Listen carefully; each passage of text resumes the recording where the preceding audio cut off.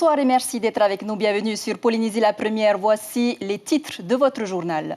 L'émotion en ce 18 juin, les descendants des anciens combattants du bataillon du Pacifique ont commémoré aujourd'hui les 80 ans de l'appel du général de Gaulle. Un hommage a été rendu hier soir au seul survivant polynésien encore en vie. Vous allez le voir. Et puis le flop de la manifestation de l'association Tahiti Herb Culture devant la stèle de Pauvan à O'Opa. Elle réclame toujours la légalisation du cannabis à usage thérapeutique. Rencontre dans ce journal avec son nouveau président, Nari Hatete. Près de 26 300 patentés ont demandé à bénéficier des aides mises en place par le pays, des subventions et un accompagnement via le CEFI non négligeable pour certains entrepreneurs. Et les perspectives financières du pays pour 2020 dans un contexte Covid-19 sont critiques. Le pays aurait cruellement besoin d'emprunter 56 milliards auprès de l'État. Le président Edouard Fritsch semble déçu par le manque d'accompagnement de l'État. Enfin, notre rubrique consacrée au second tour nous emmène à Papeete, où 3 listes sont en lice, celle de Michel Billard, la liste de Chantal Gallnon et enfin celle de Tauhiti Nena. Et on ouvre l'actualité avec l'émotion autour de l'arrivée de Hariura à l'aéroport hier soir et de sa maman. L'histoire tragique de cette mère et de son bébé évasané d'urgence en Nouvelle-Zélande pendant le confinement le 27 mai dernier et qui est finalement décédée, a tellement ému sur les réseaux sociaux que de nombreuses personnes sont venues les accueillir pour leur retour au Fénois. Sur place également, un comité d'accueil en tenue de super-héros pour soutenir Isaura Te'ehu. Vous imaginez la joie de cette maman en voyant ce comité. Je vous propose de l'écouter au micro de Gilles Tontou. J'ai dit à mon bébé, ça y est, bébé, on est arrivé. Et j'espère qu'il a fait un bon voyage aussi avec moi. Est-ce que tu te sens soulagée? Oui. Merci tout le monde. Tu as eu beaucoup de messages de soutien de la part des Polynésiens? Oui, énormément. Je dois tout répondre à certains, donc désolée. Ils t'écoutent, ils te regardent, qu'est-ce que tu souhaites leur dire?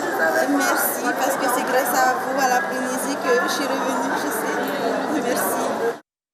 Voilà une mère très courageuse. Et en ce jeudi 18 juin, date historique, vous le savez, Edouard Fritsch et Dominique Saurin ont commémoré ce matin les 80 ans de l'appel du général de Gaulle, avenue Pauvan à O'Opa, avec une cérémonie qui s'est tenue au monument aux morts. Et parmi les 300 Tahitiens qui ont répondu à cet appel contre l'occupant allemand, Harry, il vit en métropole maintenant en tant que dernier survivant du bataillon du Pacifique. Il a été honoré hier soir à la mairie de Punaauia. Aujourd'hui encore, des descendants de ces combattants de la liberté perpétuent la mémoire de ces résistants. Stéphane Ratino, Patita Savia. Harry avait 16 ans en 1940. Il a caché son âge pour partir depuis Papara, combattre avec la France libre. J'invite tous les Français qui veulent rester libres à m'écouter et à me suivre. 300 combattants haïtiens dans le bataillon du Pacifique, sur tous les fronts de Méditerranée. À Punaauia, nombreux furent les jeunes à embrasser ce destin, cette écriture de la liberté à plusieurs mains, payée souvent au prix de la mort. À l'idée de l'appel, chaque année, les descendants de ces hommes ont le cœur serré. C'était pas sûr en fait que le message du général de Gaulle arrive jusqu'ici, vu que la plupart des personnes, on va dire, étaient plus du parti anglais, Vichy, des choses comme ça. Donc il y a eu ce retournement de situation et que le peuple polynésien en fait a suivi son message. Je trouve ça formidable. L'esprit de résistance, cette poignée d'hommes debout qui dit non, a sauvé la France d'un terrible naufrage moral. Ils étaient jeunes et leur visage à peine sorti de l'adolescence s'ingéniait à la vie. L'homme, ce mystère capable de grandes choses. Qui croyait au ciel, celui qui n'y croyait pas. Si c'était à refaire, ils le feraient, mais en fait ils l'ont fait pour que les générations de demain n'aient pas à la faire. Leurs témoignages vous ont surpris, vous ont emporté? Leur témoignage, c'est comme participer à une grande aventure humaine. C'est-à-dire que chaque homme en lui-même est une aventure à part entière. Et effectivement, on ne peut que être touché par leur destin, leur courage et leur engagement. Harry avait 16 ans quand il partit à la guerre. Il est le seul survivant du bataillon aujourd'hui. C'est non sans émotion que le chant d'état-major volontaire, a hier soir encore résonné dans les deux hémisphères. Harry a peut-être revu toutes ses batailles, Bir Hakeim, l'Italie, la Provence. Dans ces circonstances, l'on devient sérieux lorsqu'on a 17 ans. L'année dernière, lorsque je l'ai vu par exemple, c'est la seule anecdote qui lui est revenue comme ça, parce qu'il a perdu un camarade lors d'une opération en Italie, et ça l'a vraiment beaucoup marqué. À l'époque, il devait avoir 18 ans. Il a vu vraiment, il a vu, c'était une horreur. Je remercie ma mère qui m'a transmis en fin de compte cette histoire. Aujourd'hui, j'ai pour ambition de transmettre également ça à mes enfants. Et j'ose espérer être capable de les y intéresser, vraiment. Voilà. Cet engagement, la plus haute idée de l'amour et du prochain. Harry, en mémoire de tous ses frères d'âme, recevra la Légion d'honneur, 80 ans après son départ de Papara.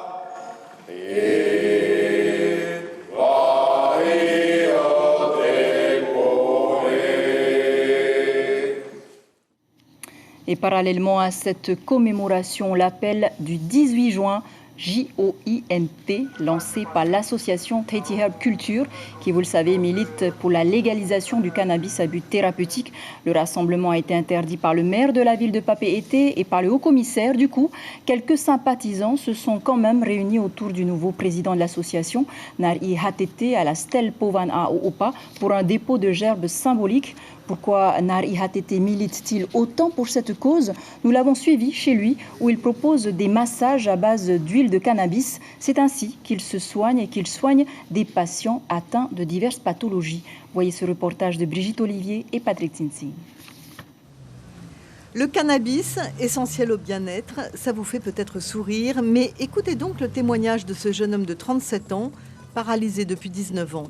Comme vous voyez, moi je suis en fauteuil roulant et tous les jours, j'ai des douleurs au dos, particulièrement au lombaire, puisque je suis assis tous les jours. Je ne peux pas me lever, c'est irréversible, je suis paraplégique depuis 2001.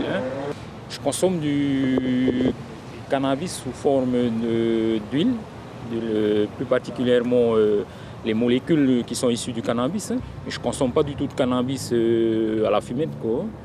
Je ne prends pas de cannabis, je ne fume pas de cannabis à tout bout de champ pour m'éclater. Oui, non, pas du tout. Hakim était à la manifestation organisée par Tahiti Herb Culture ce matin avec d'autres sympathisants de tous horizons et de tous âges. Et il souhaitait dire son envie autant que son besoin que les produits à base de THC soient légalisés au plus vite. Dans une semi-clandestinité, d'autres personnes en souffrance veulent aussi se faire entendre. Comme Nari, victime en 2010 d'une erreur médicale qui lui a coûté l'ablation d'un poumon qui fonctionnait parfaitement. Il lui reste le mauvais et à 42 ans, ses perspectives de vie sont déprimantes. L'huile de cannabis lui permet de faire face à un quotidien difficile et à un avenir incertain. C'est l'approche de la douleur chronique, puisque depuis, je devais suivre donc une forme de kinésithérapie en chiropractique justement pour pouvoir me permettre en fait à respirer comme si j'avais encore le poumon. Parce que c'est toute une gymnastique de respirer avec un seul poumon aujourd'hui. Ne serait-ce que pour dormir également, il y a toute une hygiène de vie qui se met en place. Et le concours de l'huile est revenu en fait m'équilibrer, me rééquilibrer l'interne. On va bientôt m'imposer l'oxygénation. Sachant très bien qu'une fois qu'une personne donc, se promène avec sa bonbonne d'oxygène, sa vie est littéralement finie. Je refuse catégoriquement qu'on me réopère encore le poumon droit et que surtout qu'on me mette en oxygénation. Et à ce moment-là, je n'aurai plus de vie du tout. Parce qu'à l'heure actuelle, grâce à l'huile de chanvre, au monnaie et aux fleurs même, parce que oui, je reconnais qu'effectivement, de temps en temps, oui, je ne dis pas que je n'ai pas le droit, mais je mérite bien un petit pétard après tout ce qui m'est arrivé. Et Nari, qui se procure des produits naturels qu'il mélange avec de l'huile de coco bio, a appris aussi à soulager les autres. Exemple avec Tabitha qui souffre d'épilepsie et d'une douleur tenace au genou. C'est la deuxième fois. Et au premier massage, au lieu que la douleur d'une semaine, là on est au troisième jour, ça va. J'arrive à plier le genou, à marcher un peu normalement. Ça va. Et là, c'est la deuxième application. Je sens que je vais bientôt courir. Le reste de l'assistance commente, se renseigne et accumule des témoignages filmés pour étayer ses arguments.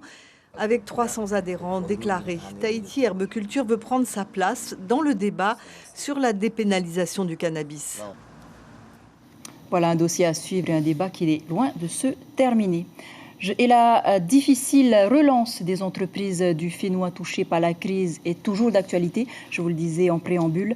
À ce jour, 26 292 patentés très exactement ont demandé à bénéficier des aides mises en place pour la circonstance. Illustration avec cette toute jeune entreprise qui espère pouvoir surmonter ses pertes financières. Mario Leroy, Patita Savia.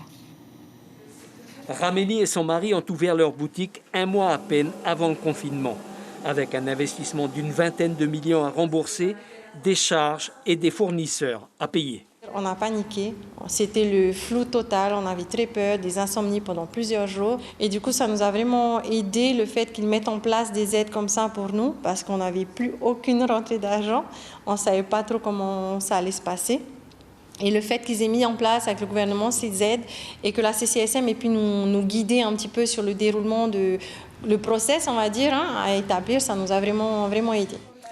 Le numéro vert de la CCISM a eu à traiter plus de 30 000 appels. Autant de mails et de SMS ont été envoyés aux entreprises et aux patentés dans la difficulté pour les guider. Aujourd'hui, la Chambre consulaire poursuit son aide. Il était important aussi pour nous d'accompagner ces entreprises en mettant à disposition des formations sur la gestion de la trésorerie, sur comment anticiper effectivement les difficultés qu'il allait arriver, gérer les délais fournisseurs, les délais clients. Du coup, on a proposé, en tout cas, des modules de formation qui est le passeport qui compose le passeport pour entreprendre, des formations gratuites jusqu'à la fin de l'année. Le déconfinement a permis la réouverture de la boutique, mais la reprise n'est pas au rendez-vous, même si la fête des mères a ramené des clients. Je vois pas, j'arrive pas à me projeter dans le futur et foncer dans une collection ou quoi. Il faut le faire, il faut pas lâcher les mains, faut pas laisser tomber, mais... Les dettes qui se sont accumulées viennent peut-être peser aussi sur la création ? C'est ça, peut-être. Pour la CCISM, il faut encore 5 à 6 mois pour mesurer les conséquences de la crise sur l'ensemble des entreprises, sachant que le secteur du tourisme, lui, n'a pas encore redémarré. Effectivement, comme aux Marquises, l'ouverture des lignes d'Air Tahiti avec des tarifs plutôt attractifs permettent aux professionnels du tourisme de Nukuhiva de respirer un peu avec des clients résidents de Tahiti, une petite bouffée d'oxygène pour les restaurateurs et petites pensions de famille. Mais cela reste insuffisant pour redémarrer l'économie locale. Les prestataires n'attendent plus que l'ouverture des vols internationaux. Malgré l'angoisse du Covid, ils se disent prêts à aller de l'avant. On les écoute au micro de notre correspondante Marie Curva. De toute façon, cette ouverture, il est dans un mois. On ne va pas rester confiné toute notre vie. Et d'ici là, peut-être le Covid va baisser.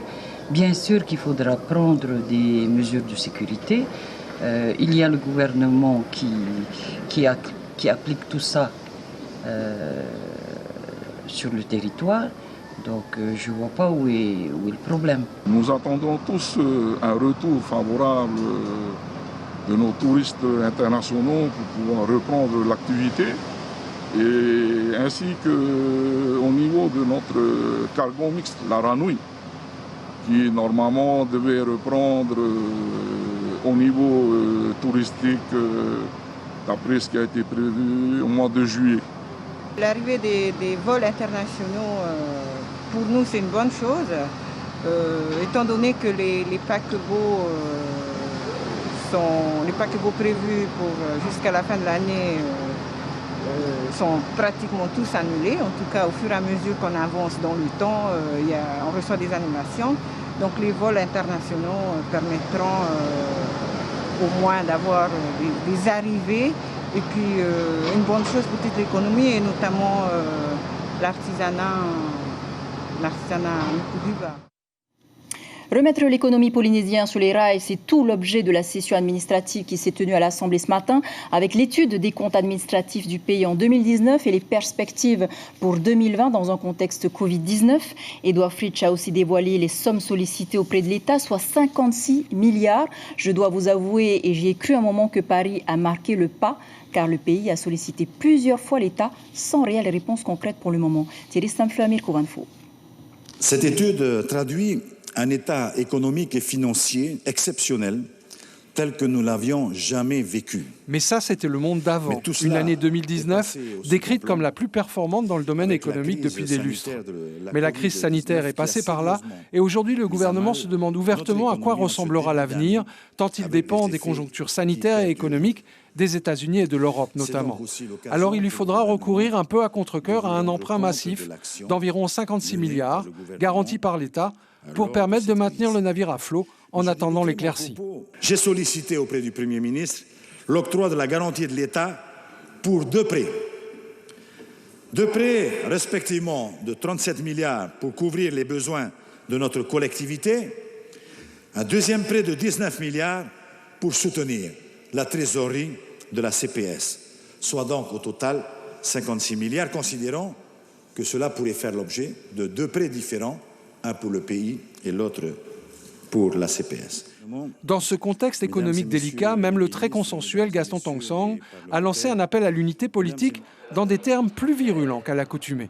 Les mouvements dissidents, les démonstrations de défiance à l'égard de nos dirigeants, les discours hostiles ou réprobateurs n'ont pas leur place en ces temps troubles et difficiles. Improductifs et stériles, ils fragiliseront l'édifice que nous devons partout, pourtant, nous employer à bâtir ensemble.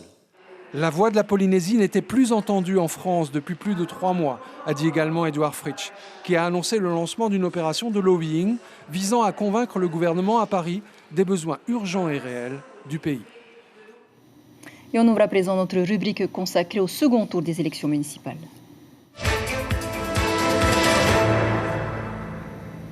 Et on s'intéresse ce soir à la capitale de Papeete, très convoitée, vous le savez. Seulement 18 km² pour plus de 26 900 habitants, au dernier recensement en tout cas. Elle affiche également un taux d'emploi de plus de 46,9%. L'eau y est bien sûr potable depuis plusieurs années maintenant, avec ses 17 616 inscrits. 35 sièges sont à pourvoir au sein du futur conseil municipal. Je rappelle que depuis 1995, Michel Buyard dirige la ville de Papeete. Il brigue un 5e mandat avec sa liste Tapura Yaura Papeete. Il se retrouve pour le second tour face à la liste de Tauhiti Nena, Papeete To'u Oiri et celle de Chantal Gagnon à Here Ya Papeete. Chantal Gagnon, qui était l'invité café ce matin en radio. Je rappelle qu'au premier tour, sur 33,06% de taux de participation à Papeete, elle avait obtenu 18,57% des suffrages. Des suffrages donc avec sa liste à Here Ya Papeete, non loin de Tauhiti Nena, avec ses 19,90% des suffrages. Cette fois, la seule femme candidate à Papeete mise sur la sécurité. Elle compte même renforcer les effectifs policiers. On l'écoute, elle répond à Ibrahim Ahmedazi. Pour le domaine de la sécurité, ce que nous voulons faire, c'est doubler le nombre de brigadiers municipaux. Cela va déjà nous aider, rassurer aussi les commerçants, puisque nous travaillons main dans la main avec les commerçants. Et ce que nous voulons faire aussi, c'est que les habitants de Papeete aussi soient partie prenante de la sécurité de la ville. Donc, il y aura un problème d'éducation à mettre en place dans les quartiers. Et je vous disais tantôt que les conseils de quartier nous aideront à rassurer, à sécuriser notre ville aussi. Voilà, et demain, c'est le maire sortant, Michel Buyard, qui sera l'invité café de votre matinale radio. Je rappelle qu'il avait obtenu 49,07% des suffrages au premier tour. Et c'est ainsi que nous refermons cette rubrique dédiée aux élections municipales.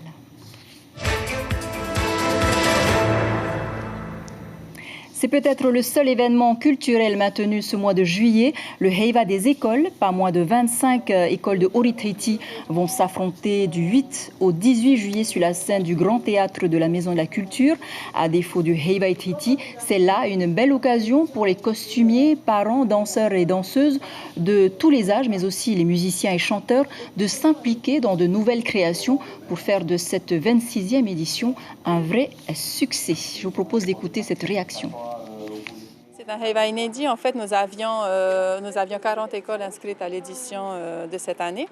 Sauf que il y a eu la crise du Covid-19 et certaines écoles n'ont pas pu maintenir leur activité pendant la crise ou voire même la reprendre au moment de l'allègement du confinement. Du coup, c'est la raison pour laquelle on a une petite défection des écoles, mais on se réjouit. C'est un taux de participation qui reste très, très honorable, 25 écoles de danse. On a certaines écoles qui viennent quasiment avec l'ensemble de leur effectif. J'ai une école de danse qui vient avec 100 élèves.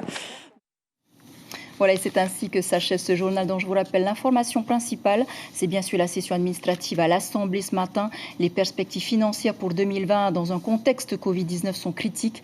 Le pays aurait cruellement besoin d'emprunter 56 milliards auprès de l'État, 37 milliards pour soutenir les collectivités et 19 milliards pour la CPS. La députée Maïna Sage est à Paris pour concrétiser cette demande d'emprunt. Elle devrait être rejointe par la sénatrice Lana Tétouanoui. Et à la une de la dépêche de demain, le soutien donc de l'État, Fritsch prévoit une mission à Paris.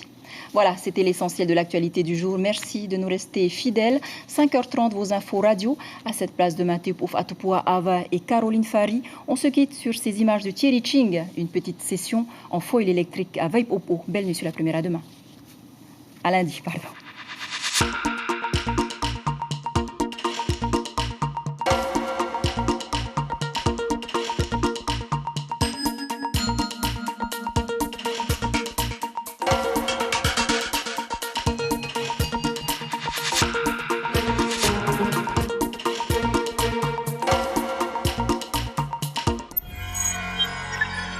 Retrouvez ce programme en replay sur notre site internet